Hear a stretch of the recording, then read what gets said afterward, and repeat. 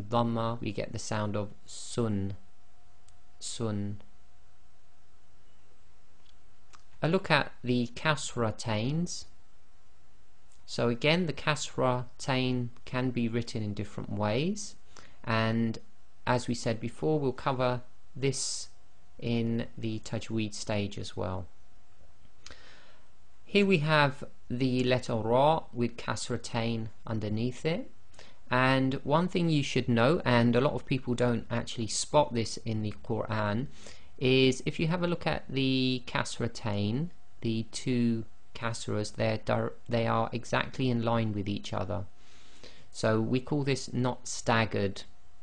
And here we have the letter Waw, and if you look at the kasratain underneath it, you'll see it's slightly staggered. The first kasra is slightly behind the second one, and this is very subtle in the Quran, and many people read the Holy Quran for many years and never notice this, and it's indicating some special pronunciation rules between the two. So one's staggered and one's not staggered. So when we get into the Tajweed stage, we'll pick these out when we do some analysis of the Quranic verses. Fatatain follows the same sort of staggered and non-staggered as well. Now, some special rules with the fathatain. When fathatain is added to the Arabic alphabet letters, an extra alif is also added due to stopping rules and grammar rules. The exceptions to this rule are Hamza and the ta marbuta. Okay, so what we mean here, if you see the ta marbuta or the Hamza written at the end of a word, and they carry the fathatain, i.e. the fatha tanween, you will see it written as you can see here. So it looks exactly as you expect.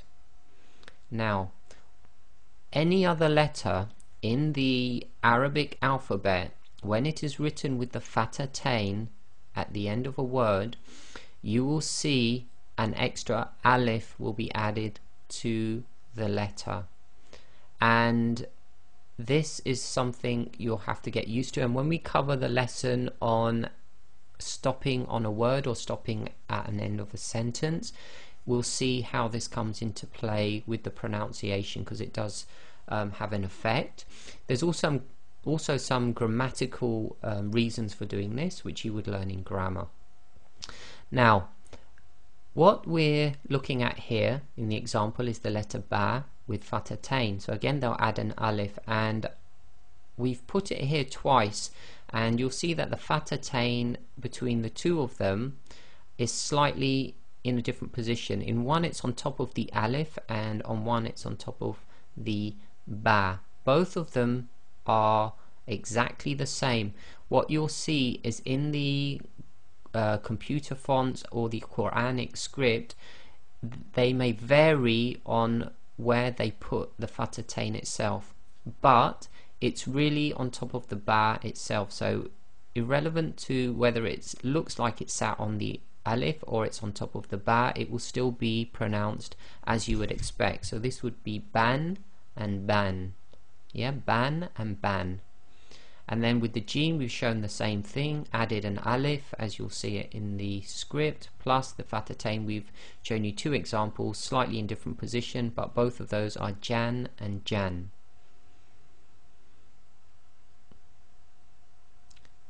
Different fathatains. So the fathatain can be written in different ways, and our Tajweed stage will cover the differences. Again, it will affect how the actual fathatain is pronounced. So this is how you would expect it. Again, the two fathatains are lined up together, they're not staggered. This fathatain is on the letter lam, and because of that they will add in this extra alif. And in this example, we've taken it out of a Quranic script. The fathatain looks like it's sitting on top of the alif. This will give the sound of lan.